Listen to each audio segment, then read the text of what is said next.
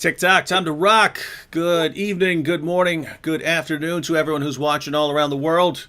I'm your friendly neighborhood philosopher, David Wood. With me now, we have the Assyrian Encyclopedia himself, Sam Shamoun, and we have Muslim apologist Ehtisham Gulam from Answering Christians 1. Their YouTube channels are in the description box. Yes, sir. All right. Go ahead. What? They can hear you. Who was that? No, Who was that? I just muted it. Sorry, man. Okay. No, you're good. You're good. You're good. Guys, again, it's a very rare live stream that doesn't have some sort of technical difficulties. It's usually me doing it. It's usually.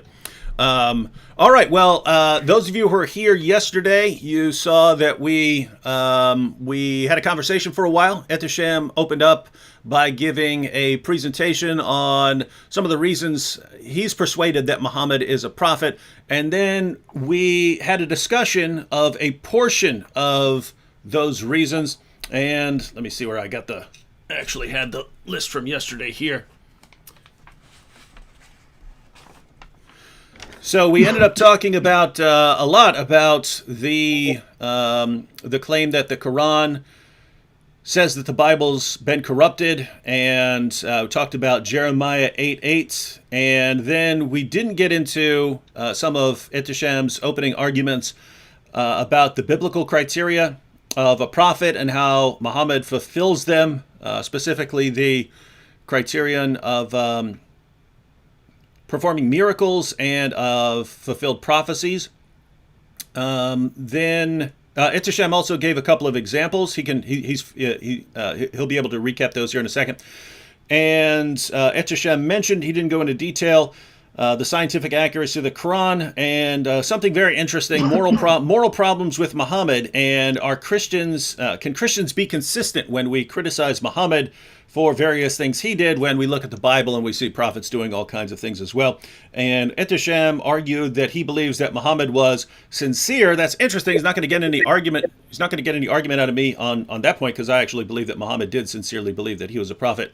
And he mentioned that Muhammad didn't plagiarize sources. So Ehtisham, if you can basically pick which one of these you want to start off with, and you can kind of recap your point on that. So if you want to want to expand upon your point or give some examples of one of these points or something like that, and then we can kind of focus on that. But before we get started, just for anyone who wasn't watching last night, if you guys each want to introduce yourselves for viewers. So Sam, why don't you tell people once again who you are, what you do? Well, I'm Christian apologist who's been doing ministry with Islam and anti-Trinitarian cults since 1999. That's what I've been doing. So most people know Right for Answering Islam, have a blog, and I do my YouTube channel, Shamounian. So that's about it. That's all I do.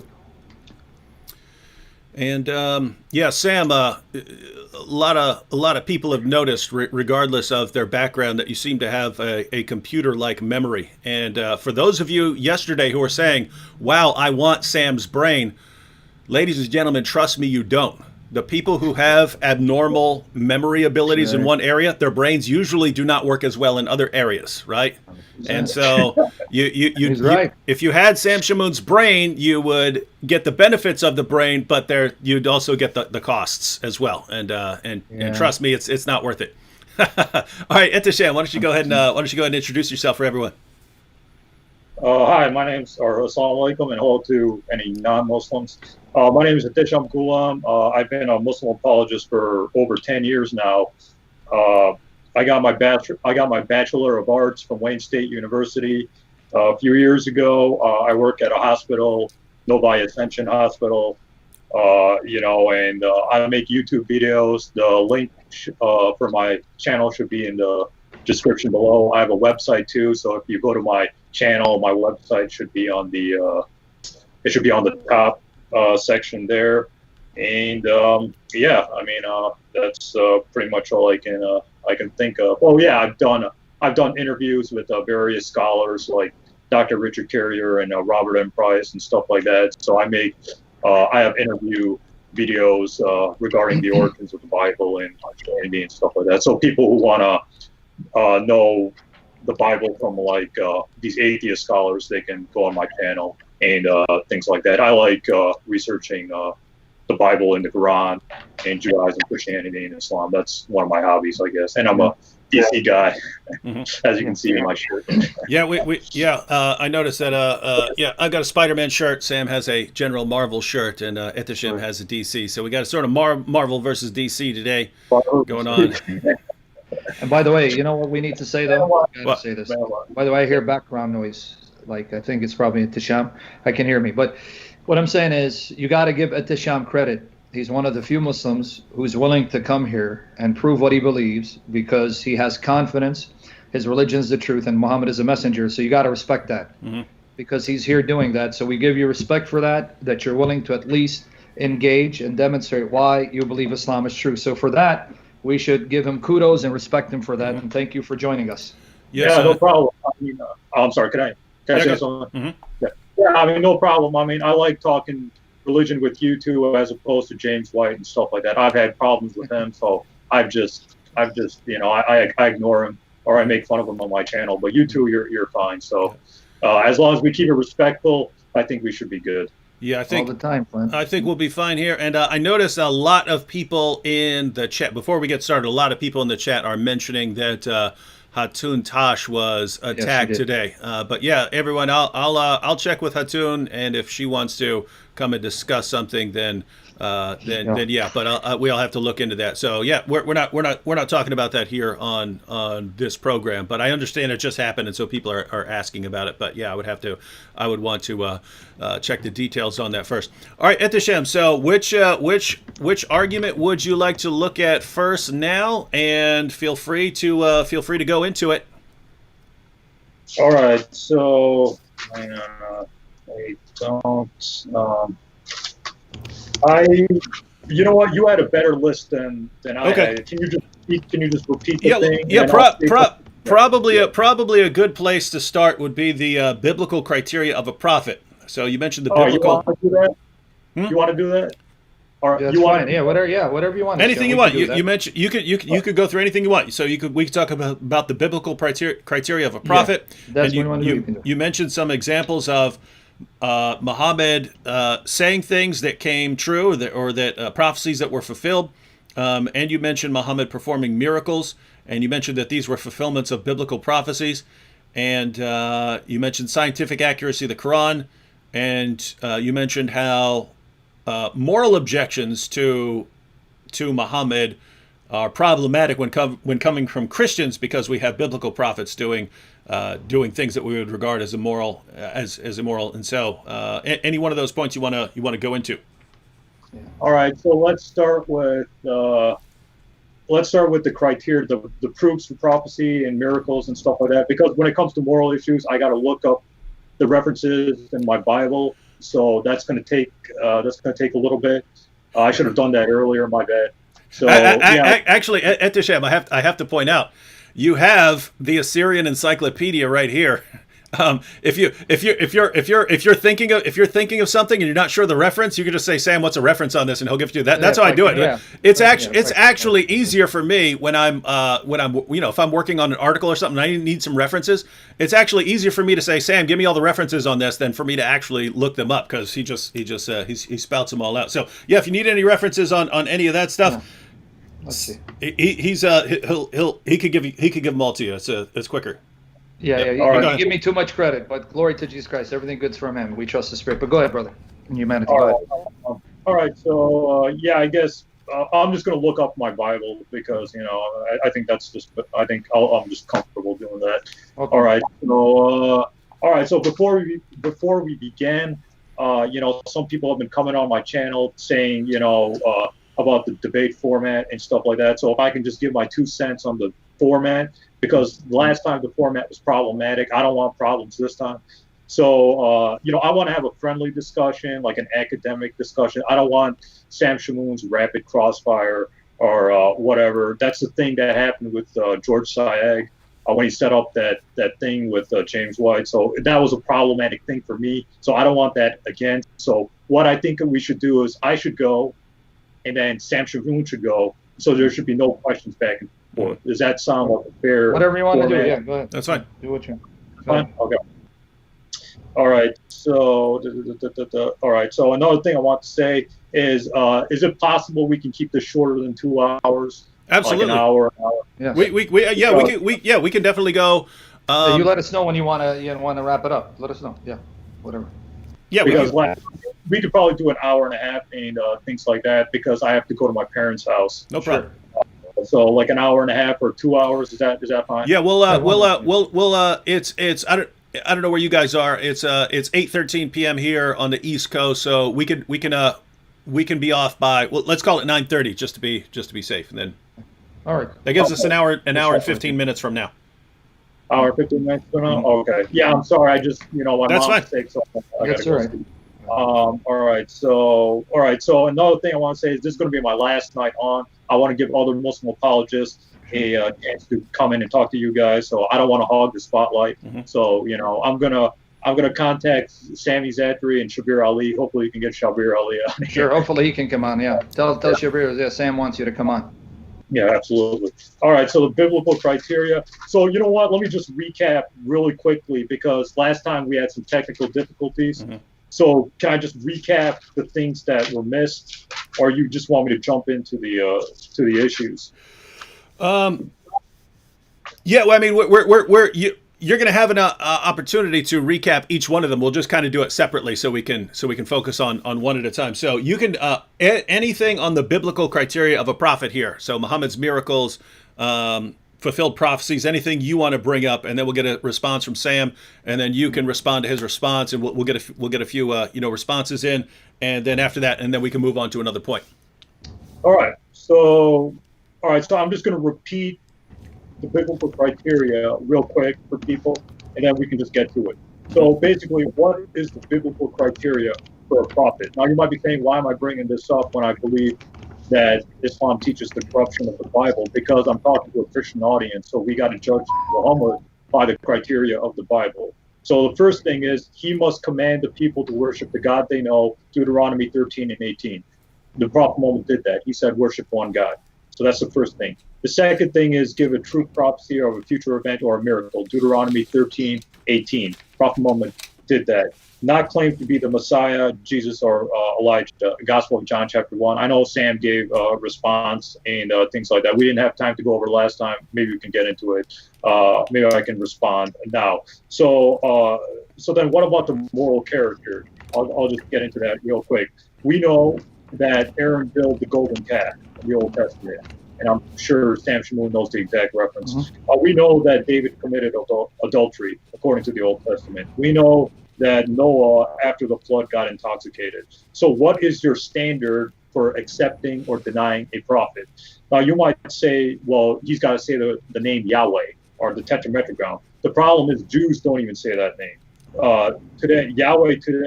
Yahweh is not even in the New Testament. It's replaced by the Greek word kurios.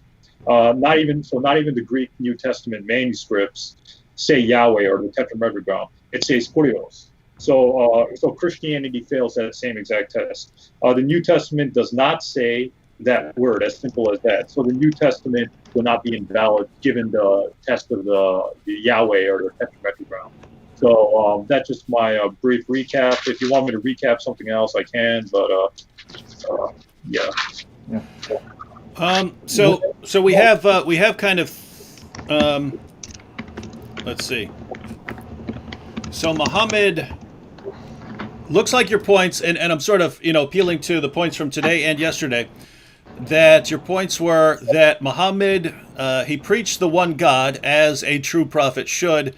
Muhammad performed miracles as a prophet should, and Muhammad had fulfilled prophecies as a prophet should. And as far as arguments that would be used against him, specifically moral problems, these same kind of moral problems could be pointed out with Noah and with David and with others. So is that basically a summary of your main points there? Oh yeah, you got it. Yeah. All right, Sam. What do you think? Yeah. Well, is there any one of those you want me to address first? Because I know. Let me ask Etisham. Yeah. Yeah. Would you prefer going through sort of one of these four issues you just brought up at a time, or Sam just respond to all of them at once? What do you want to do? It's up to him. It's up to him. It Okay. doesn't matter to me. Yeah, I don't mind. I Up can to you, go in the Sam. Up to order. you. Yeah. Okay, well, yeah, because I don't want to just overwhelm with too many references. So you said, first of all, you're talking about a prophet has to preach the true God, and Muhammad did that. And then you talked about a prophet has to have a prophecy that comes to pass. Now, that's partially correct, because even Deuteronomy 13, which you appealed to yesterday, Deuteronomy 13, let's just take that one at a time. By the grace of the Lord Jesus Christ, trusting the Spirit to fill me, to speak clearly for the glory of Jesus. Now, the Lord Jesus, as well as Moses, state that even if a prophet prophesied something to come to pass, that's still not proof he's a true prophet. Here it is. Deuteronomy 13, verses 1 to 5. If a prophet or one who foretells by dreams, notice Deuteronomy 13, verses 1 to 5, because you mentioned that even yesterday.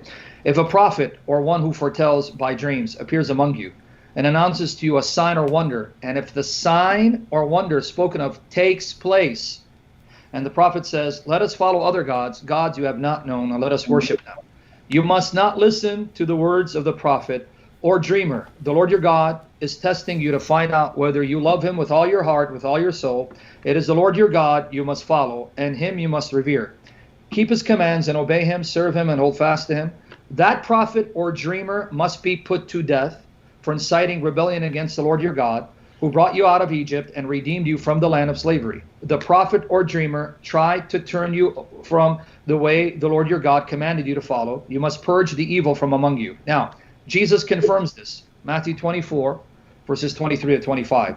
At that time, if anyone says to you, look, here's the Messiah, or there he is, do not believe. This is Matthew 24, verses 23 to 25. I'm not trying to speak too fast, but fast enough we get the point and not belabor it by the grace of Jesus Christ. Now notice what he says in verse 24. For false messiahs and false prophets will appear and perform great signs and wonders to deceive, if possible, even the elect. See, I've told you ahead of time. So both the Old Testament, New Testament state, it is insufficient. It's not sufficient enough. Just because a prophet announces the future and comes to pass or does a miracle, that in of itself is not conclusive, irrefutable proof that he's a true prophet from the true God. So the criterion that's really important, you mentioned it. He must proclaim the same true God. So I'm going to repeat what I mentioned yesterday. Since you're appealing to Deuteronomy, and since you're appealing it because we believe it, that means we are to judge by it. That same book of Deuteronomy specifically states, and I'm going to go to Deuteronomy 14, verse 1, where it says the Israelites are the sons and daughters of the living God. That's Deuteronomy 14, verse 1. Deuteronomy 32, verse 6. Deuteronomy 32, verse 6, it says that Yahweh begot Israel as his sons.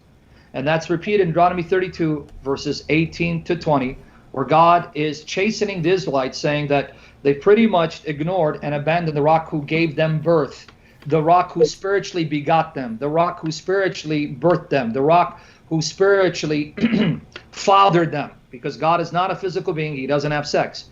Now in Exodus 4:22, we're also told that Israel is God's firstborn. He says that. He tells Moses to tell Pharaoh, Israel's my firstborn son. Let my son go that he may worship me. And if you do not let my son go, I will kill your firstborn. So right away, the God of the Old Testament is a spiritual father to his covenant people. They are his spiritual children that he spiritually birthed, spiritually fathered, not sexually. Chapter 5, verse 18 of the Quran. Chapter 5, verse 18 of the Quran.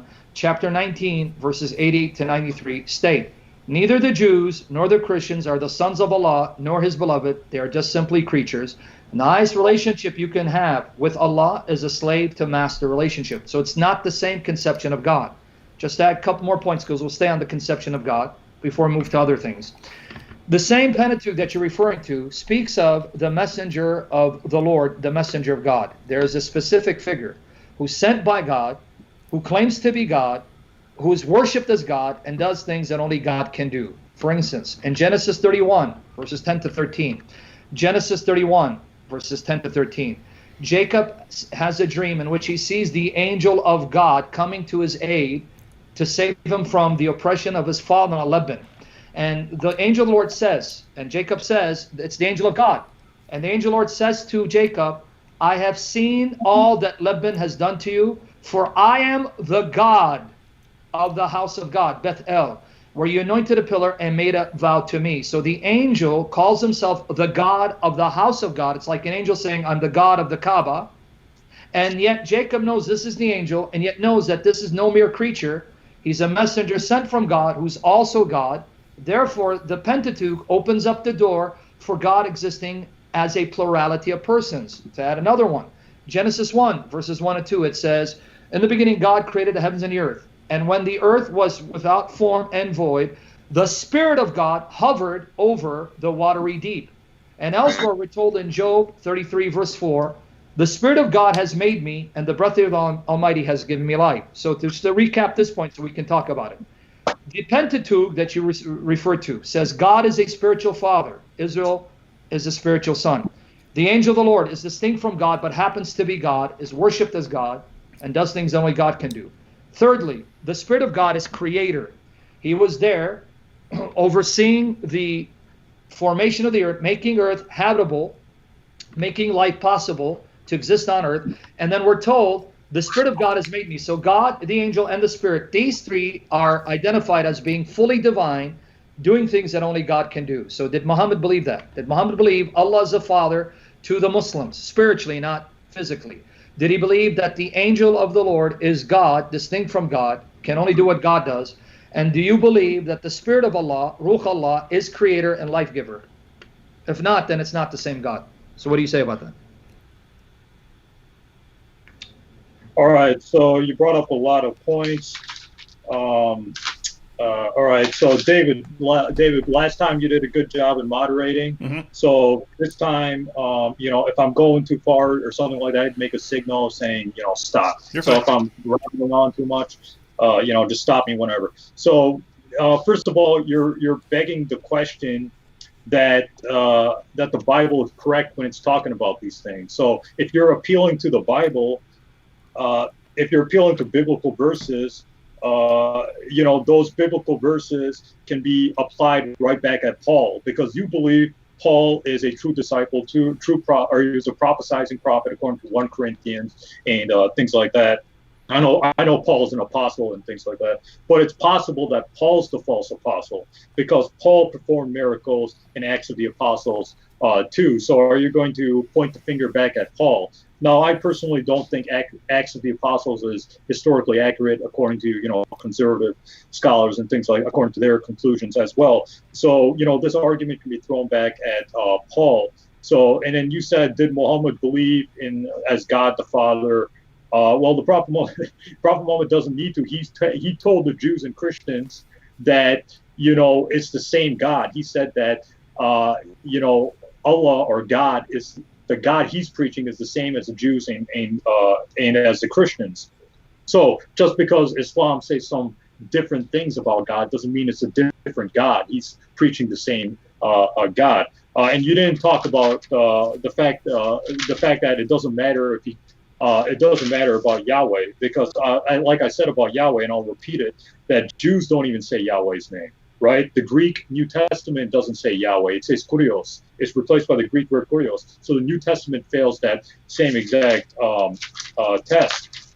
So I think Prophet Muhammad did pass the biblical test because he did do prophecies and he did do miracles. The only thing you have against Muhammad, I think the only thing you have against the prophet in this case, I honestly think it's the satanic verses, but if you want to talk about how the satanic verses is false, we can get into it. So Prophet Muhammad doesn't need to go into specifics. He just gave the simplistic answers, and keep Occam's razor in mind here. So that would be my 2 cents.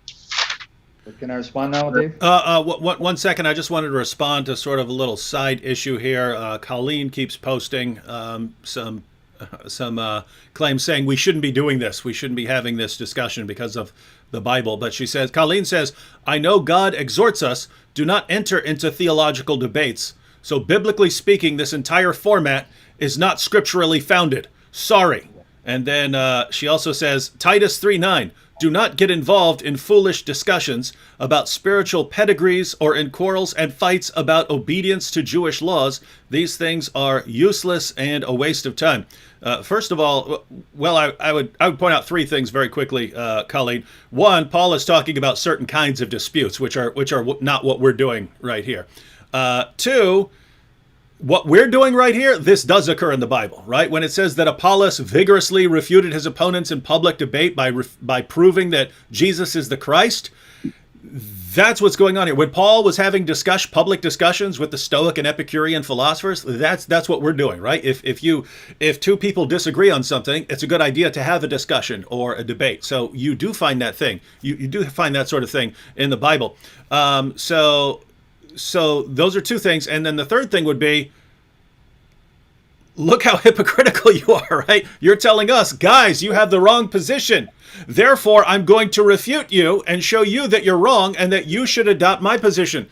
That's exactly what we're doing, right? We're stating what positions we disagree on, trying to get to the truth about them. You're saying, you can't do that sort of thing. Let me tell you how you guys are wrong and how you should adopt my position of not having this discussion. But notice, what are you doing?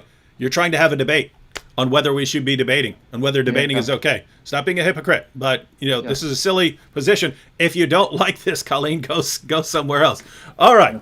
Now that we dealt with that. Let me say, guys, please stop with the nonsense in the chat, because when you do that, we have to correct you. That's robbing time. Yeah. Because Tisham doesn't have much time. Mm-hmm. Stop robbing the time. Leave us be. Leave time us robbers. Don't like it? Get out of here then.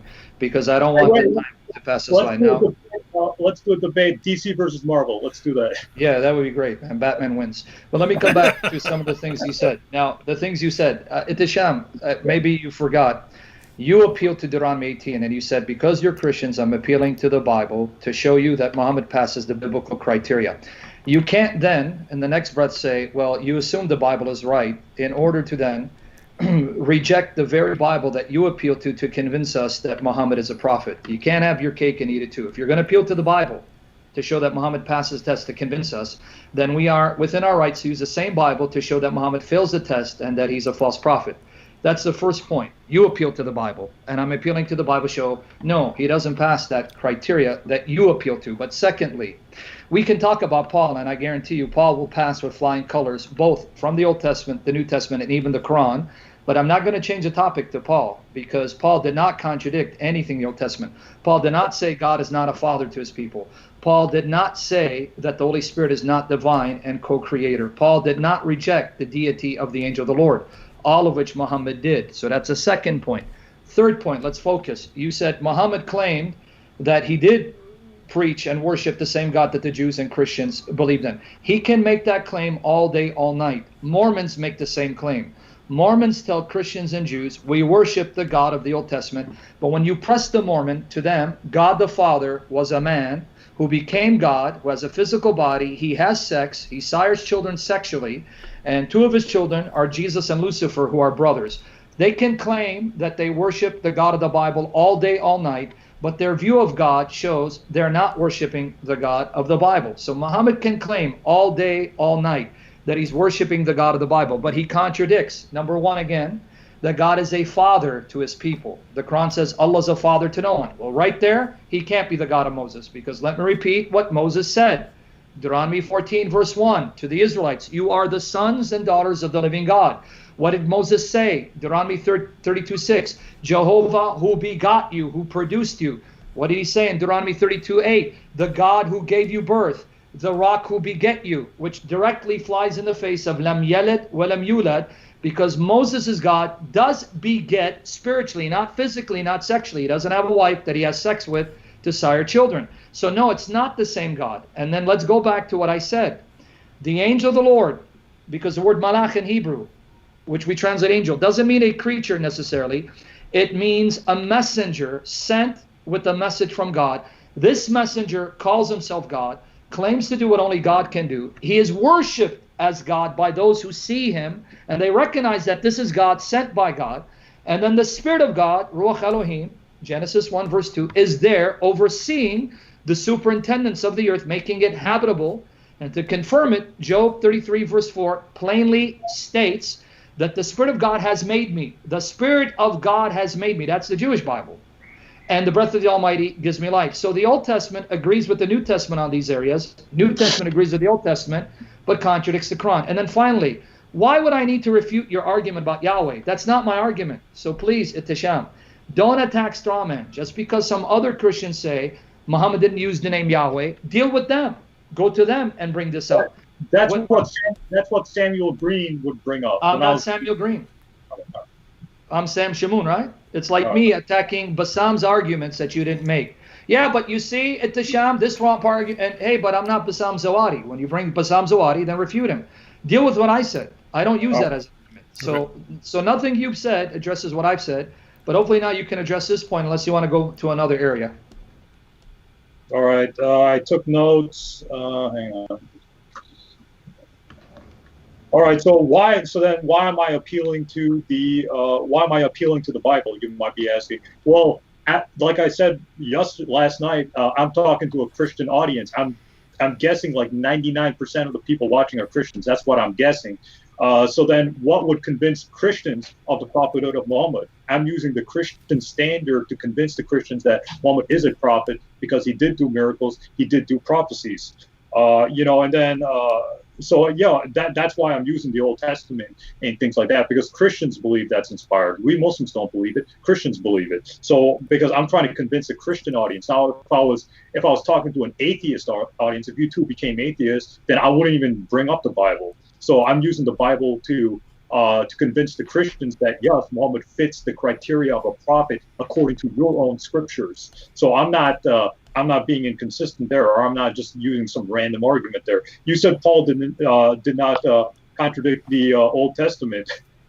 I mean, that's just hilarious. Paul contradicts the Old Testament in every possible way. Paul says things that could deify Christ, although there are verses in Paul like 1 Corinthians chapter 8 verse 6 where Paul says God and Lord are different things.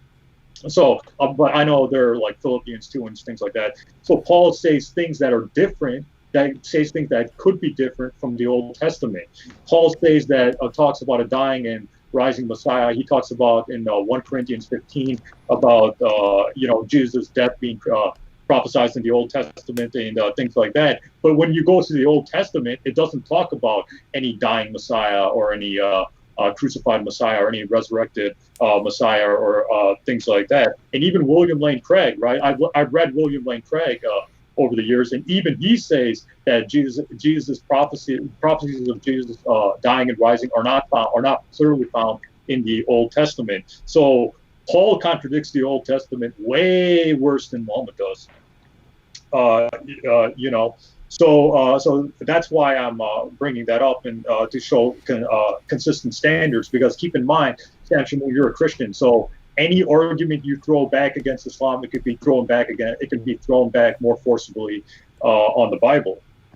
So yeah, that's just my 2 cents there. All right. Okay. Now, can I respond? Yeah. Yeah. How can an argument from the Bible be thrown against the Bible when you're presupposing the Bible? See, this is the circular reasoning on your part. And again, and probably I wasn't clear the first time. The very fact you want to convince Christians he passes the biblical criteria means that then we can use that same Bible to show he miserably fails and he's a false prophet. So you're stuck with it. You want to use the biblical criteria? I show you he fails miserably. I know you're trying very hard to go off topic on Paul. I'll be more than happy to sit with you and show you from the Old Testament, New Testament, and Quran. Paul passes, but Muhammad fails the test of the Old Testament, New Testament, and he fails the Quran. But since you want to talk about Paul contradicting the Old Testament, and I'm tempted to refute every one of your points, but no, we're staying on topic. Because I know some Muslims like to do this, and I'm not going to accuse you. When it gets too hot, they can't defend their prophet. They go on the attack and bring up irrelevant issues, red herrings. But I'm not going to bite. I'm going to stick on the topic. Is Muhammad a true prophet? Now let me use your own argument against Paul to show that you just condemned Muhammad as a false prophet. You said he contradicts the Old Testament. Deuteronomy 24, verses 1 of 4. Deuteronomy 24. I'm just going to give you a few where Muhammad fails the test miserably, showing that if Muhammad was around at the time of Moses, he'd be killed, he'd be stoned as a false prophet. Deuteronomy 24, verses 1 of 4. There it states that when a man divorces a woman and she marries someone else, and the second husband divorces her or dies, she cannot go back to her first husband because that would be an abomination, something detestable to the God of Moses. Lo and behold, your prophet who's supposed to be like Moses, in Surah Al-Baqarah, chapter 2, verse 230. Surah Al-Baqarah, chapter 2, verse 230 says, when a man irrevocably divorces a woman, he cannot take her back until she marries another. And according to Hadith, the man has to taste her sweetness, her honey, meaning has sex with her, right? Actual sex. And when he divorces her, she can return to her husband. And the man who makes her lawful is known as muhallal. So Ittisham, Deuteronomy condemns your prophet as being detestable and abomination, disgusting to the God of Moses. Because let me repeat, Ittisham, you want to use the criteria to convince Christians? Christians are not convinced. Muhammad fails miserably. Let me repeat again, Deuteronomy 24, verses 1 of 4. It says, if a man divorces a woman and that woman marries another, she cannot go back to her first husband if the second divorces her or dies. But your God, who you say is the God of Moses, says, if a man divorces a woman irrevocably, she can only go back when she marries someone else who then tastes her honey sweetness and then divorces her. And that's why it's called muhallal, the one who makes her halal, lawful. So the God of Moses says, Muhammad, you are despicable, you are detestable, you're an abomination. And if you're living at the time of the theocracy of Moses, you would have been stoned and killed as a false prophet. So you can't have your cake and eat it too. I know you don't believe the Bible, that's fine. But you're appealing to us, saying, here's your criteria. And I'm saying, sorry, that criteria goes right back at you and condemns Muhammad as a false prophet. So that test he fails. So if you want to move on to something else, we can. But go ahead. Yeah, I mean, just real quick, it's not a red herring to bring up Paul because Paul needs to be evaluated too. So who knows? Maybe this false prophet criteria is maybe when Jesus talks about false prophets in the Gospel of Matthew, that appeals to Paul or things like that. But I know we're not talking about. Let me just real chime in. Why don't we set up something this week after the Muhammad week, and maybe Dave can do it. We come back and talk about Paul. Paul, is he a true apostle or is he like Muhammad, a false prophet? We can do that. You know what? Let's do crucifixion and resurrection. Maybe we can do that. But regardless. Well, Paul as well. We got to do Paul. But go ahead. All right. Regardless, and so I don't think it's a red herring. As for this Deuteronomy stuff, I mean, I'm given like the Cliff Note. I'm given like the Cliff Notes version of what a prophet is. Even if the Quran or Prophet Muhammad says something different to specific laws, it doesn't matter anyways. I'm saying the Prophet Muhammad fulfills the basic criteria. He doesn't need to fulfill every single criteria, right? He doesn't need to agree with every single biblical law in order to be a biblical prophet. I'm just giving the general outline. So according to the general outline, Christians can't reject Prophet Muhammad because the Prophet Muhammad fulfills the general outline. I'm not talking about specifics. You're going into specifics. I'm going into the general specific stuff. The only thing you have against the Prophet Muhammad being a prophet according to biblical criteria is probably the satanic verses, and I can refute that. So yeah, that's my 2 cents here. Yeah, just again, we're going in circles again because it's not general. I even took your general criteria and showed he fails even your general criteria. And I know you're tempted to talk about the satanic verses, but again, you want to divert because I want you to deal with my arguments as I'm dealing with your arguments.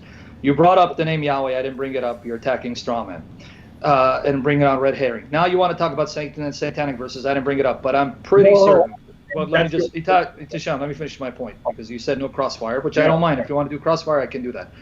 You want to talk about the satanic verses, more than happy. I'm sure Dave would love to bring you on. We'll just do satanic verses and show it passes the criteria for authenticity. But again, I didn't bring up the satanic verses. I'm dealing with your criteria.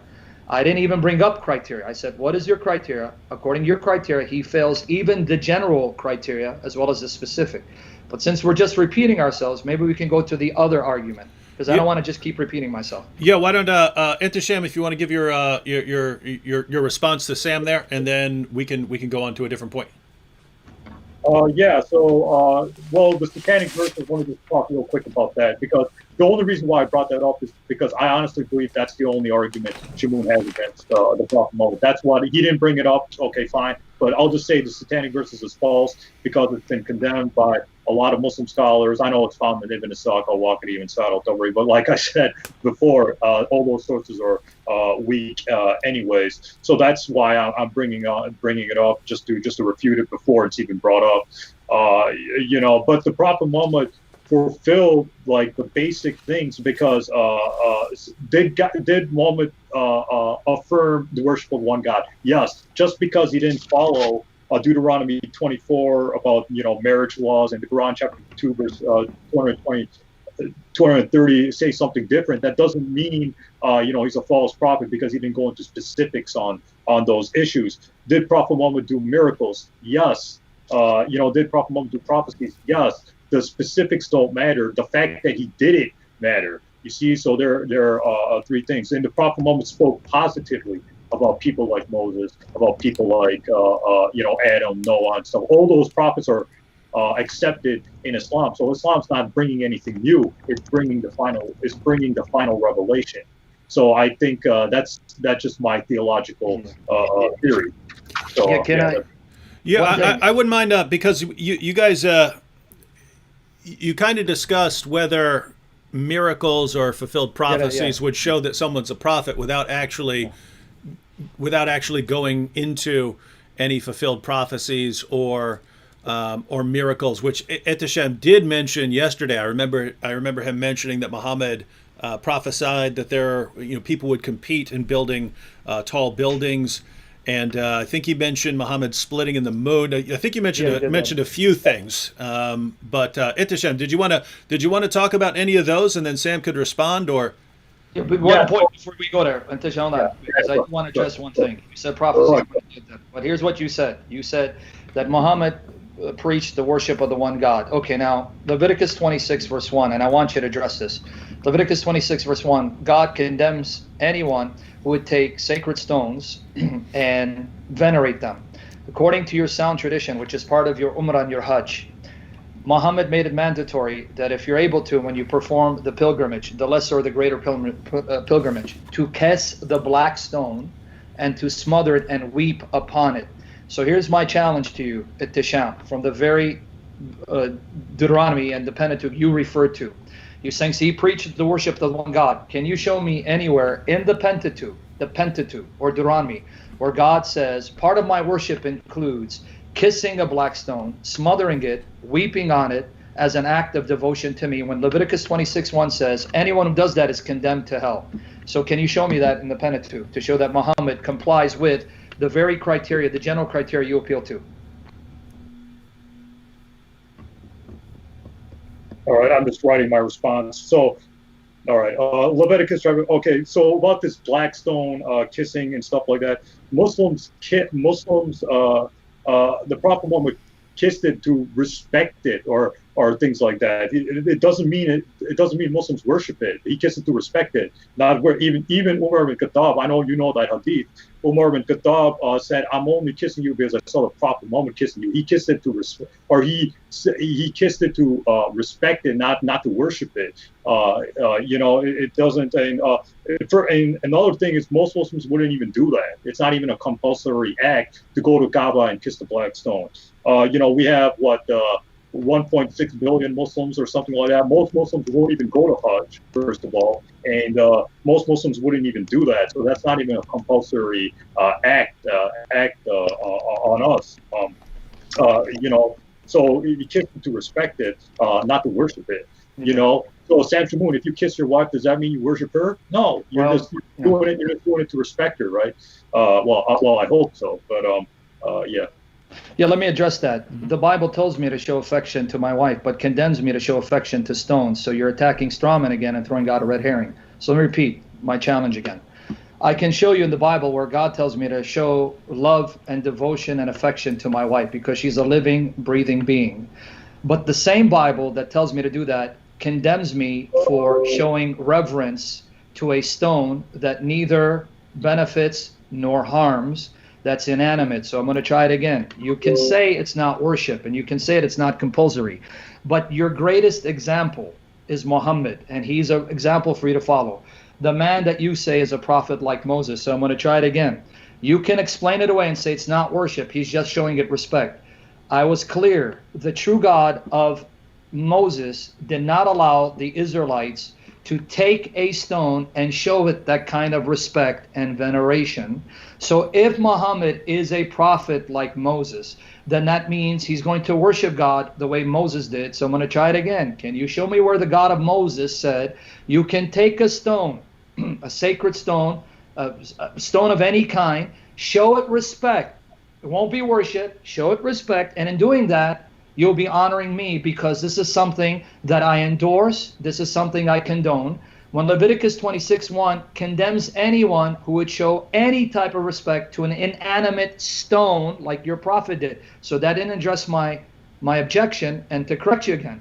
Whereas the Bible does say show affection to living animate beings like my wife and children, it condemns showing such affection to an inanimate stone. Even the example of Umar proved my point. Even Umar didn't understand the logic.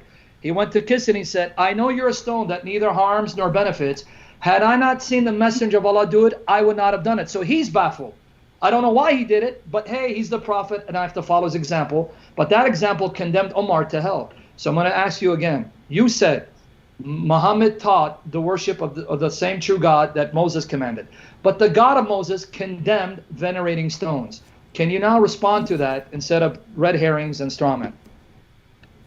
Well, like I said, it's not a compulsory act on Muslims. It was just some random thing the Prophet Muhammad did. Like, we know the Prophet Muhammad didn't like eating lizards. I mean, it doesn't mean anything. It's not like it's not a compulsory act, right? Islam's based on 5 pillars, none of which talk about going and kissing the black stone. So it's just a random thing he did. It's not a compulsory. If it was a compulsory act, I would agree with you, right? If the Prophet Muhammad said you have to do it in order to stay a Muslim, then I would agree with you. But it's just a random thing he did, that has no bearing on us. Like, we know the Prophet Muhammad didn't like eating lizards. We know the Prophet Muhammad wore sandals. We don't have to do those things. He was just there were just things at that specific time, at that specific place for specific reasons. So it's not a compulsory act. If it was a compulsory act, then yes, I would agree with you, but it's not a compulsory act. So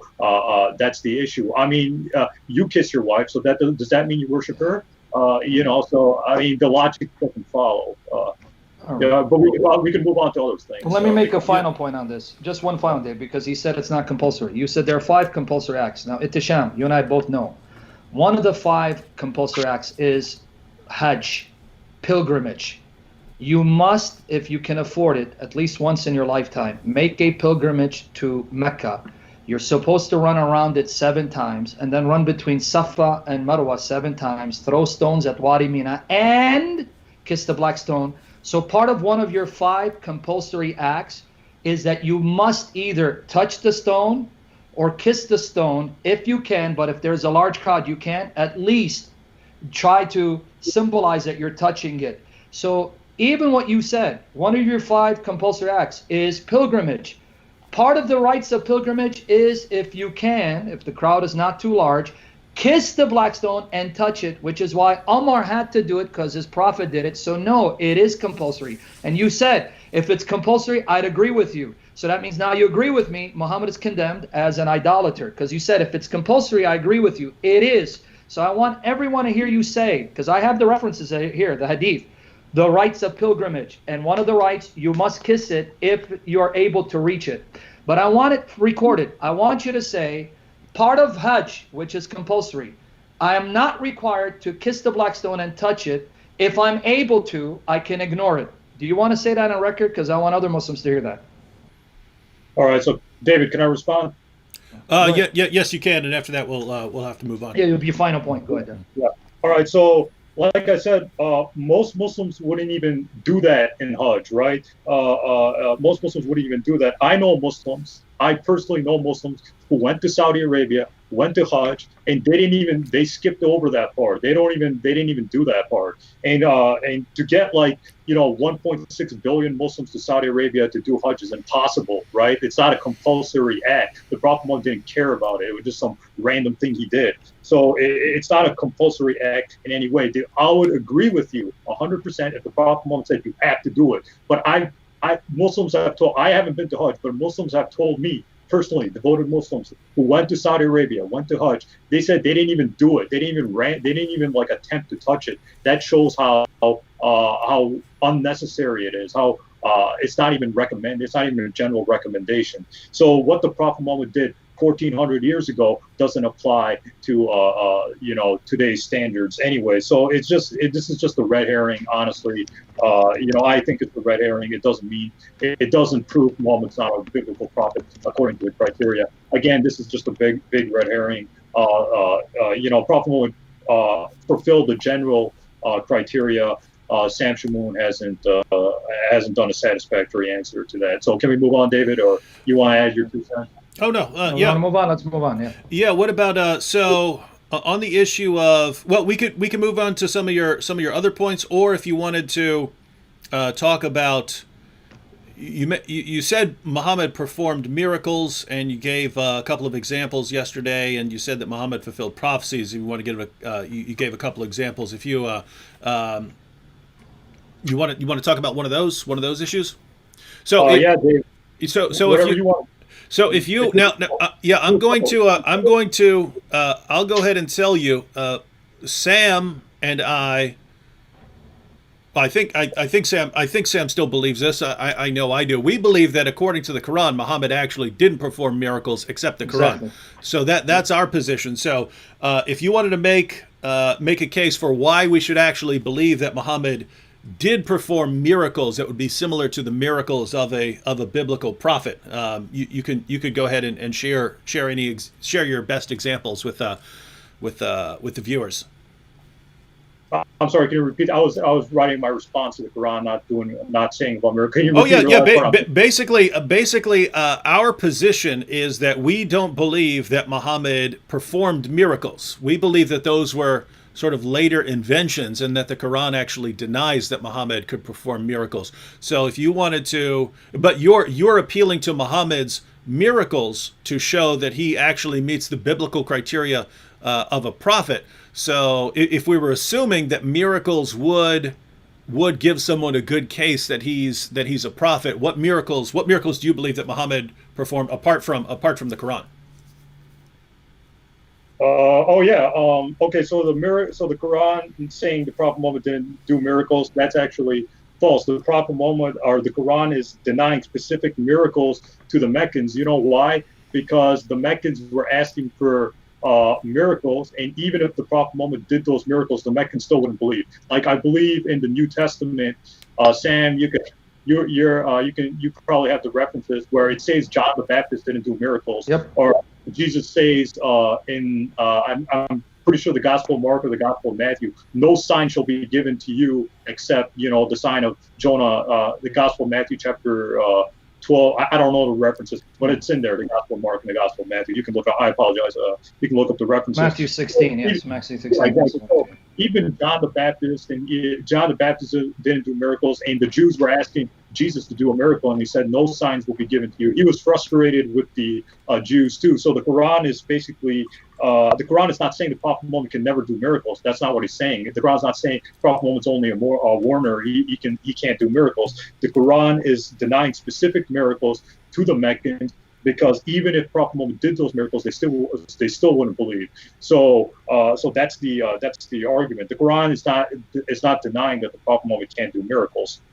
So as for specific miracles, I'll just give two to save time. The Quran, chapter 54, and Tafsir ibn Abbas, which is earlier than Tafsir ibn Kathir and things like that. According to Quran chapter 54, Prophet Muhammad split the moon in half, and he brought it back. Now you might say, if the moon was split in half, how come there's no records of it? Or that's that's impossible or whatever. Well, Christians and Muslims believe in the supernatural. They believe in the supernatural realm. So why can't God split the moon in half and put it back immediately? And the second reason why it's not recorded is because it was during the night. So I don't think people 1,400 years ago were just looking at the sky, with telescopes and satellites and things like that. So that's why I think it was a miss. So why can't God split the moon in half and put it back the way it was? Again, keep in mind, Christians and Muslims believe in the supernatural realm. So in a world where God exists, these things are possible.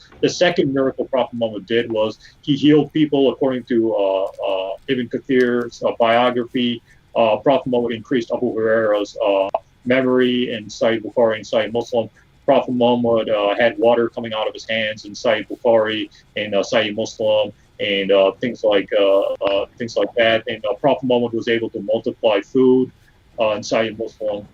So according to our Muslim most authentic sources, Prophet Muhammad did miracles and things like that. And another thing about this, William Lane Craig, I remember I was watching a debate with William Lane Craig a little bit ago, and he even made that stat. He said that Prophet Muhammad didn't do miracles according to the earliest biography of the Prophet Muhammad. Well, according to this book, even though I don't think this is reliable, this book's reliable, Prophet Muhammad did miracles according to this book too. So even that claim is false. So that's just my 2 cents here. All right. All right, so Sam, there are basically two issues: whether the Quran is or is not claiming that Muhammad couldn't perform miracles, and then specific examples from both the Quran and from the Sirah and Hadith. Yeah, let me address it. Number one, when you said that John the Baptist didn't do any miracles, remember, that's not our criterion. I even stated, I want everyone to hear, I actually made it clear that according to Deuteronomy 13, fulfilled prophecy and miracles are no proof that a person's a true prophet sent by God. So no one made an argument that John the Baptist is a true prophet or a false prophet because of miracles or lack thereof.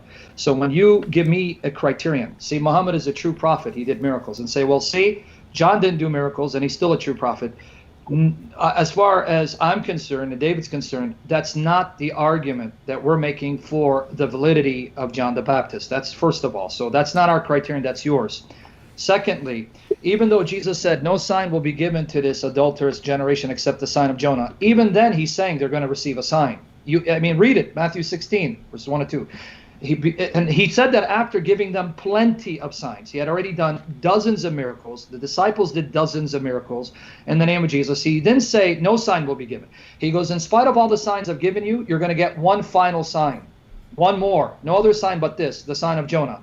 And then he explains what it means. So it's ironic you're appealing to Jesus, who did dozens of miracles in front of eyewitnesses, even hostile witnesses. So did his disciples. And even that comment assumes he will do a miracle. No sign shall be given except, so he didn't say no sign altogether, end of story, period. No sign except this final sign, it'll be over for you. So that's Jesus saying, I've given you enough signs, you still reject, and I'm going to give you a final one, and game over.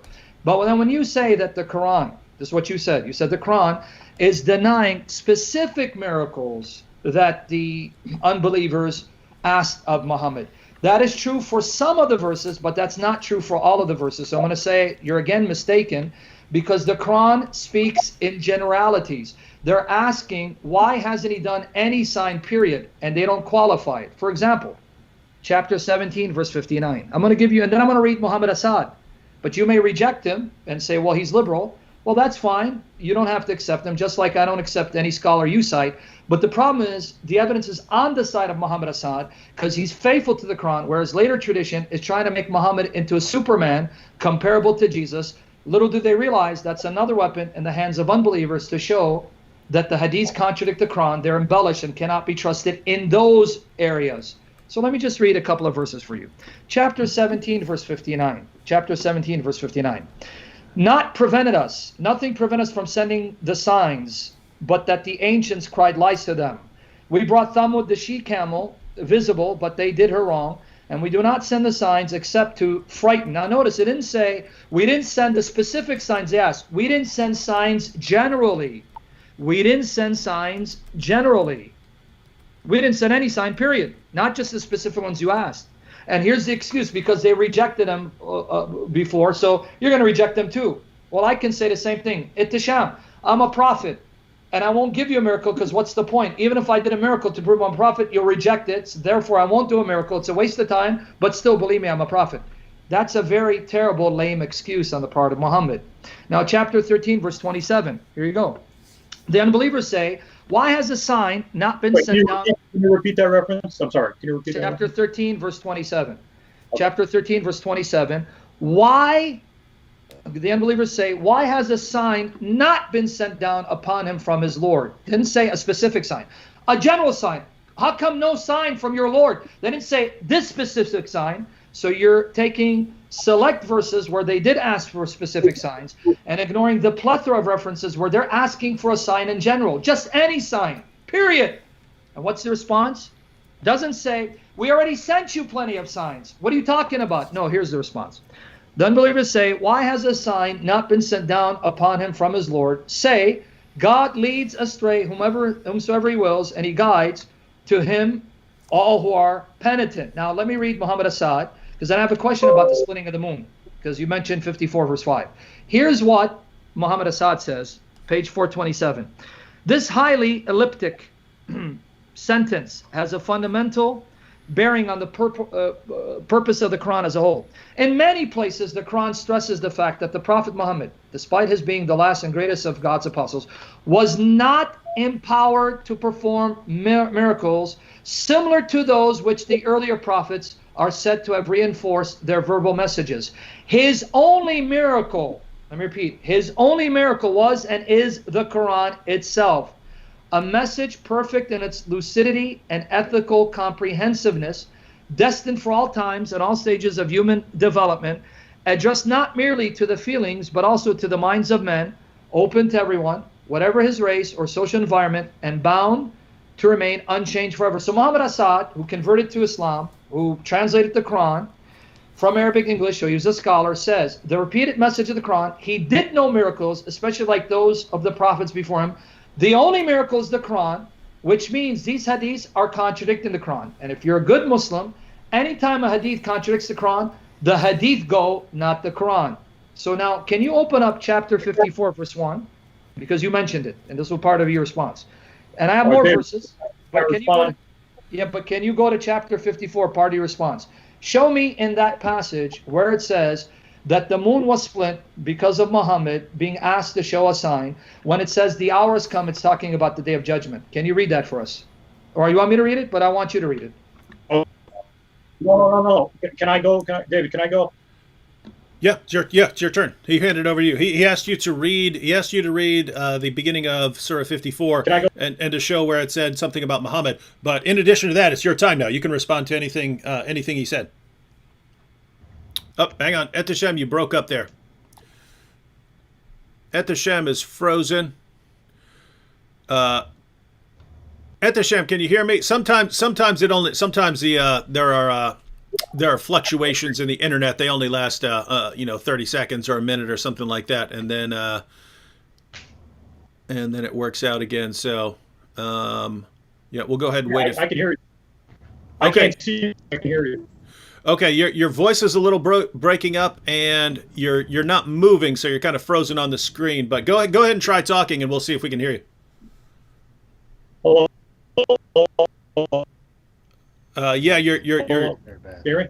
You're breaking up. We'll just give it a minute.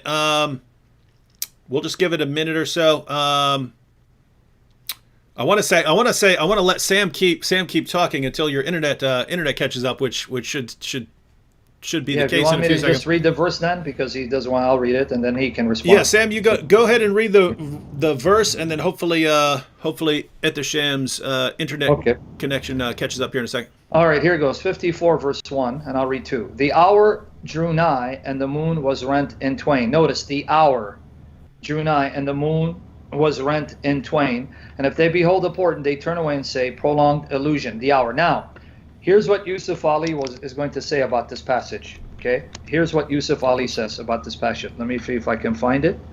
All right. Whoops. Hang on, Sam. He's calling you. What? You want to pick up? Can you see me? We'll wait. Yeah, I see you, but is that a different internet? What is that? Is that your phone? No, that's my phone. Yeah. Yeah. Let me call. I will have to call both of you back, and just answer it on your phone. All right. So I'm gonna have to hang up real quick, and then I'll call you back. Or you go ahead and let me see.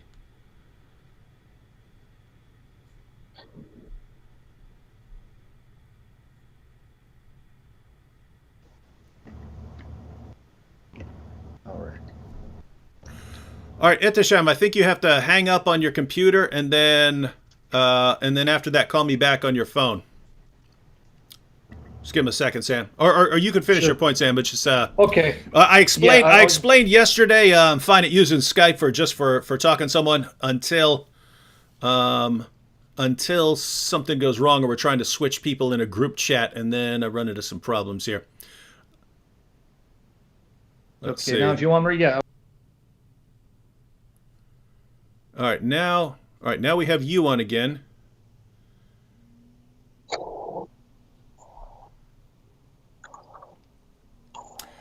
All right, Etashem, I have to hang up on you here. When you get a call back, pick it up on your phone because I have to kind of call both of you at the same time. Okay. All right, here you go.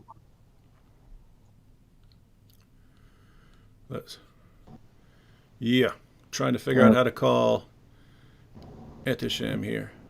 Okay. See when he not sure how to do this when. Okay. Well, we can't. Oh, here we go. Here we go. Here we go. Yeah. All right.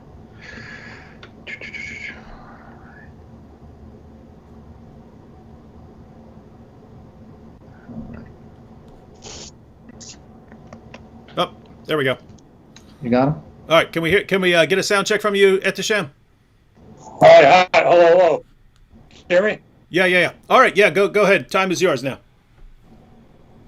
Oh, mine or Sam's? Your time. Your time. Sam talked for like okay. an hour.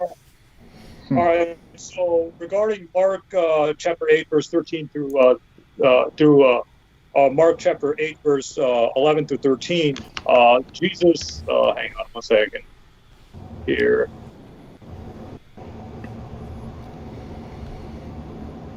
All right, Jesus says, the Pharisees came and began to question Jesus. To test him, they asked for a sign from heaven. He sighed deeply and said, why does this generation ask for a miraculous sign? I tell you the truth, no sign have been given to it. So according to the commentary, and I'll get to your verses real quick after this, it says they're not looking simply for an earthly miracle, but a dramatic sign from heaven, for something, for Elijah's fire in heaven.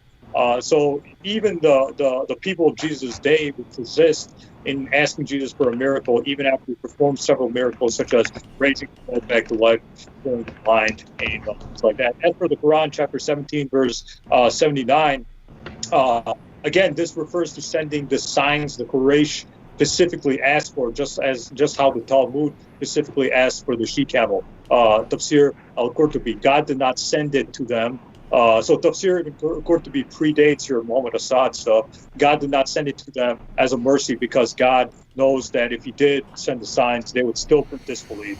As for what else did he bring up?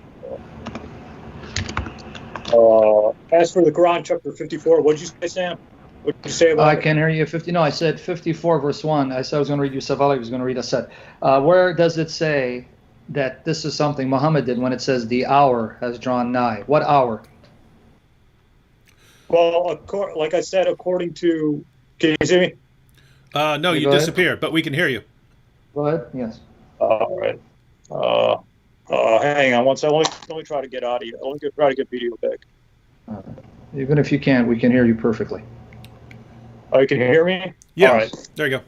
All right. So, the Quran chapter 54, it's talking about the splitting of the moon because we according to Tafsir ibn Kathir, Tafsir ibn Abbas, the Hadith literature, Sahih Bukhari, Sahih Muslim, etc., we believe that the Prophet Muhammad split the moon because of the Quran chapter 54. So the context of the Quran 54 is not talking about the end of the world, the day of Judgment Day. It's talking about that specific time Prophet Muhammad split the moon and brought it back according to the earliest Muslim literature. So that's the correct context of it. And the Quran, the Hadith did not come 200 years later. It was written during the times of the companions and things like that. So it's talking about that specific time. It's not talking about the Day of Judgment times. Okay. Can I address them now? Yeah. Okay. Number one, Matthew 16, Jesus does say, no sign shall be given to it. But if you go to Matthew 12, 37, 41, he says, no sign shall be given except the sign of Jonah. Is he still there? Is he still there, Dave, or did he leave? Yeah, I think someone's calling him. Okay, yeah. Are you listening at the champ? Yeah. Oh, okay, yeah. I can't hear you, man. You're good. Again, this happens. Yeah. Sorry, can you hear me? You got to hang up on that Skype guy who's calling you. Is he there? Can you hear me? Looks like we lost Etashem. No. Hang on. All right. Okay. Let me see. Okay, hold on. Let's wait, guys.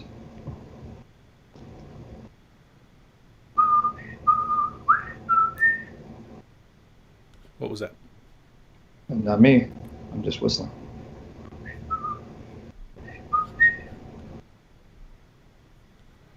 All right, guys. Hey, guys, this is technology. It's the best we can do. There we go. All right. All right, we see you, Mr. Jim. Yeah. Are you back? Yeah. Okay, now here's my response again, hopefully by the grace of Jesus Christ. Matthew 16, verse 1 and 2, that's when he says, no sign shall be given to this wicked adulterous generation. But if you go back to Matthew 12, 37 to 41, he says, no sign shall be given this adulterous generation except the sign of Jonah. He had already done dozens of signs, and he said they will be given a sign, and the final sign will be his resurrection. So Jesus already gave ample signs and proofs to show them they have no excuse for rejecting him, which is unlike what we find in the case of Muhammad. Secondly, it's not a matter of proximity, because Muhammad Assad is much later in time, and therefore Qurtubi is earlier, and then somehow that means that Qurtubi is more reliable, because Ittisham, you're contradicting yourself, because Ibn Ishaq, who's even closer to the time of Muhammad than Qurtubi, says things about Muhammad that you reject. For example, you said about the satanic verses, and I want everyone to hear what you said. I know Ibn Ishaq mentions the satanic verses. I know Tabari does, but they are weak. So now it's like you want to have your cake and eat it too. You want to go with Qurtubi when it comes to miracles and reject Assad because Qurtubi is closer. And yet Ibn Ishaq, who's even closer to time Muhammad, you still question, you still doubt, and you reject the satanic verses, even though it comes from Ibn Ishaq, who's way earlier than Qurtubi. So what method are you using to determine historicity? It seems like your method is, if it suits my purpose, I'll quote it. If it refutes my purpose and my aim and exposes Muhammad as a false prophet, no matter how close, I'll reject it. You can't have your cake and eat it too, Ittisham. Stick with a method, be consistent so we can apply it. But I want everyone to hear this. I want everyone to hear it. Qurtubi, who's closer than Assad, says Muhammad did miracles. Assad is later. Well, Ibn Ishaq is even closer than Qurtubi, and so is Tabari, and both of them affirm your prophet recited satanic verses inspired by Satan to praise gods and goddesses. But you're going to say they're weak, they're fabricated, they're inauthentic, so you really don't care about proximity. You don't really care how close the source is, because if his source is damning, no matter how close is it, you're going to reject it. So let's come back to now Muhammad Assad. It's not that Muhammad Assad is later. Muhammad is using the Quran to determine what later traditions say. So Muhammad Assad, unlike Qurtubi, is faithful to the Quran because the Quran repeatedly says no miracles in general, not simply rejecting specific miracles. So Assad is right because he's going with the Quran. Qurtubi, though earlier than Assad, is wrong because he's contradicting the Quran. Do you see how it works? Assad is not that naive. He wasn't that stupid because he's since deceased. He realizes if the Quran says something black and white, I don't care what other sources say, how closer they are to the Quran. They're contradicting the Quran. They can't be right unless the Quran is wrong. So you see the method I'm using? I'm using the method of Muhammad Assad.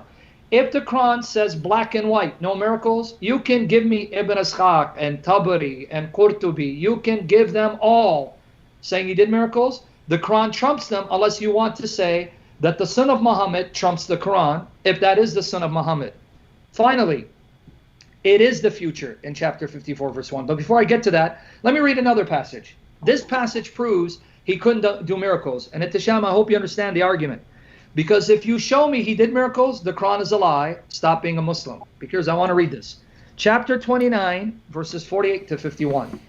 Chapter 29, verses 48 to 51. I want you to read what the Quran says, why there can't be miracles except the Quran. The Quran says there can't be any miracle. Specific can't be. Here why. Not before this didst thou recite any book. Before this, you didn't recite a book or inscribe it with your hand, for then those who followed falsehood would have doubted.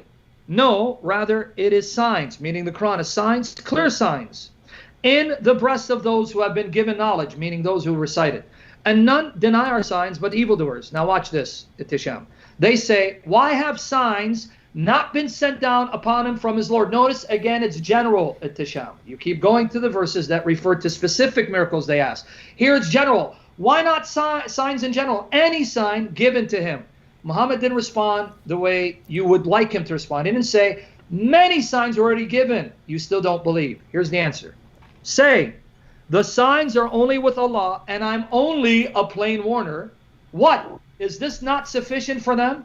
that we have sent down upon you the book that is recited to them? Surely in it is a mercy and a reminder to a people believe. So notice Muhammad's response, which is not your response, not Qurtubi's response, not Tabari's response. Why aren't there any signs given to you? Didn't ask for specific, so don't make it specific, it's general. And he says, well, the signs are with my Lord, my God, but I'm only a plain warner, and besides, this Quran is the sufficient miracle. Ittisham, now you're in a dilemma. If you show me another miracle to confirm the Quran, you prove Muhammad was wrong. The Quran is not sufficient. It's insufficient, so it needs other miracles to back it up. But if it needs other miracles, then the Quran lied right here. So you can't have your cake and eat it too. Before I go to what Assad says about 54 verse 1, deal with this passage that says, this Quran is the sufficient miracle, doesn't need anything. You're saying, no, he did other miracles, which means the Quran is not sufficient, so it lied when it said it is. You're in a dilemma. Now, please respond to that. All right. What was the verses again, Sam? 29 verses 48 to 51, but specifically verse 51. So 29 verses 48 to 51, but pay attention specifically to 51, which says, no signs, I'm just the warner. This is sufficient. You bring other miracles, that means the Quran lied. It's not sufficient because it needed other miracles. What does it mean to devote your life to the truth? All right, 1 second. We're hearing something in the background. Yeah, it's Sounds like a video popped up or something like that. yeah. I'm trying to. Damn it. Sorry. I'm trying to get my laptop connected back. All right, whatever. I'll just go without it. Yeah, we're good. We only have about 10 more minutes anyway. All right, so I'm just gonna wrap this. I'm just gonna answer this. I'm gonna wrap up the thing. 1 second. I'm gonna refute Sam's point, then I'm just gonna get to the conclusion. Sound good, David? Sure, go ahead. Yeah, Yep. sure. All right. Quran chapter 29, verse 48 through 51. All right. All right. So about the technical difficulties, I'm sorry. I was using my laptop. Then I had to switch to my phone. I'm sorry for any interruptions. I don't know what's going on with my internet. That's totally normal. I've had probably half the people I have on here live experience internet connection problems at some point. All right, 1 second.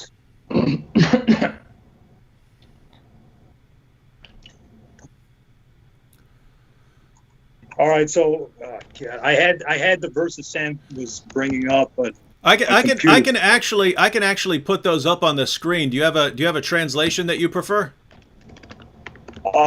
Yusuf Ali.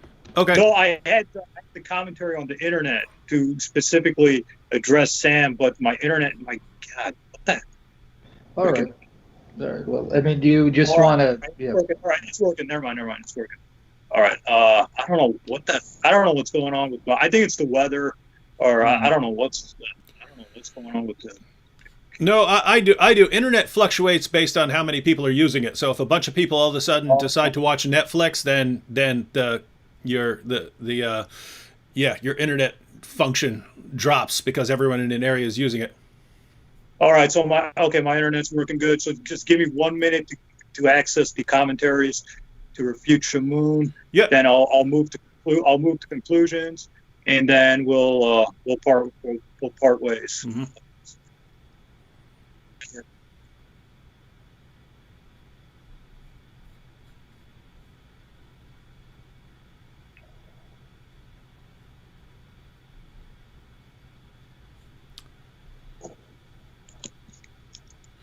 Matter of fact, I'll just address a couple of quick questions real quick while you're doing that. Ahmed Hassem, the copywriter, I think he's a Muslim, said, "How can I join the debate on Skype?" So apparently he wanted to jump right in. Ahmed, if you go to my YouTube channel page, if you go to Act 17 Apologetics on YouTube, and you go to the About section, I think you have to be on a browser. I don't think it works on phones, so you have to be at like a desktop or laptop or something like that.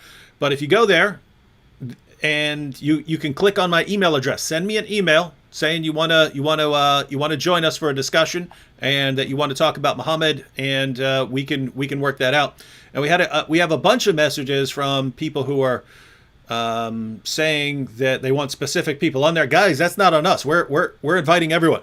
The floor is open to anyone. So Arab Khan says, Charlie, come. Tell Shabir Ali come Yeah, this week. Arab Khan says you guys should let Ali Dawa come. Ali Dawa's welcome. Katie Miller says we want to see Fareed Response. Fareed Response is welcome, guys. So don't tell us who you want on here. You go tell if there's someone you want to see on here. You go to that person and say, hey, they say you're welcome over on that channel. So tell them to contact us, and we're happy to set it up. Again, anyone in the world, we're happy to have this discussion. All right, Ehtisham, you all set? Yeah. All right. Yeah. So, okay, I'm going to be refuting Sam Shamoun's point, and then I'll move to conclusions. And then Sam and David, if you want to say something final, you can do that too. And then try to get some other Muslim on, because this will be my last night here. I don't want to hog the spotlight, like I said. So, the Quran. So Sam, you brought up the Quran, chapter 29, verse 48 to 51, right? Yes. Okay. All right. So. Basically, again, this is just because the Quran was not enough. This Quranic verse was talking about the Quraysh. It does not mean that the Quran itself is sufficient enough to be a sign. So the Quran is saying this book, indeed, the Quran is a sign for the objective truth seeker. However, this Quranic verse is talking about the Quraysh. The Quraysh were too stubborn to seek the truth, and that is why God sent down other signs. Now, just because the Quraysh were too stubborn, it doesn't imply that the Quran is saying no miracle will be shown to them. Again, the splitting of the moon was shown to them, and they just said it's magic. As for the Quran, chapter 51, this is talking about a different situation. It's not talking about the Quraysh that's referenced to in the Quran, chapter 50. As for the Quran, chapter 51, this was sent down because there were a group of people from the companions of the Prophet Muhammad who copied some things from the books of the Jews and then used to read it. Then the Quran, chapter 51, came down rebuking them, saying that the Quran is enough for their salvation. Even the Prophet Muhammad said if Moses was alive today, he would follow him. And this is found in Tafsir al-Dabari, in Tafsir al-Qurtubi, and Tafsir al-Dabari is early. Now, some might argue the Quran, chapter 51, is talking about a different group of people than the ones in 50. However, I don't think so. Notice the evildoers say in that verse, why have signs not been sent down upon him from his Lord? The response to them is the signs are only with God, and I'm only a plain warner. So the response is to the evildoers. So the response to the evildoers ends right there. So the Quran, chapter 51, is talking about a different group of people. So it's not, the Quran is not saying Prophet Muhammad can never do signs. That's not what it's saying. It's just denying specific signs to specific people. But it's not saying Prophet Muhammad, nowhere in the Quran does it say Prophet Muhammad can't do any kind of miracle. So I'm just going to jump to conclusions because I think it's time to wrap up right there. Hey, Ehtisham, why don't we let Sam give his conclusion first? That way we can give you the last word. Yeah. Let me wrap it up. Sam, try to keep it 1 to 2 minutes range. Okay. Go ahead. Yeah, let me do this. Yeah, first of all, just to make it part of my wrap up, when he said, well, it's just the Quraysh and that's who Muhammad is addressing. Well, who do you expect him to address? Who do you expect to be objecting to Muhammad? The Russians? Do you expect it to be Mexicans? It's obviously to the group he sent to, and the group he sent to are the Quraysh, and it's the Quraysh saying, why aren't signs sent down to him from his Lord? They're not asking for a specific sign here. Other places they did specific sign, but here now they're saying, why not signs generally? Where are the signs? None are given. And Muhammad's response is, the signs are with Allah, I'm only a plain warner, and besides, this is a sufficient sign. He said that the Quran is not saying it's a sufficient sign. Yes, it is. What? Is it not sufficient for them? I don't know how much plainer the Quran can be. The Quraysh that Muhammad was sent to didn't just ask for specific signs. They asked for any sign. Just a sign. Any sign. Muhammad's response is, no signs given. He could have said, I've already given you plenty of signs. Where does the Quran say Muhammad said, I've already shown you plenty of signs? He repeatedly says, no signs, they're with my Lord. Besides, you'd reject them, and this Quran is sufficient. So contrary to what Ehtisham is saying, Muhammad is saying, I have no miracles, specifically or generally, because the Quran is sufficient. Anything beyond the Quran means the Quran is not sufficient, so it turns out to be a lie and a fraud if he did more miracles. So I wrap it up. All right, Ehtisham, and you have your final thoughts here on anything from tonight or last night. Yeah, I mean, I think we just touched the tip of the iceberg. Obviously, is Muhammad a prophet or why Muslims believe Muhammad is a prophet is a huge topic, right? It's impossible to cover everything in one time debate. I think David and Sam would agree that is Muhammad a prophet is a big topic, and you would have to narrow it down specifically. So this is just my 2 cents. I'm just grateful I had a chance to talk about these things, right? So so I'm thankful for that. So I'm just going to wrap up my entire 2-night discussion with you two real quick. So the Quran does not say the Prophet Muhammad didn't perform miracles. I'm going to do a YouTube video on it because I can't get to it right now because I need to wrap up. I'm pretty sure Sam and David are sick of having me, so I need to get out of here. So basically, the Prophet Muhammad. What more do you honestly want from a prophet? The Prophet Muhammad did miracles. He did prophecy. He called people to worship one God. Then what's your standard for judging a prophet?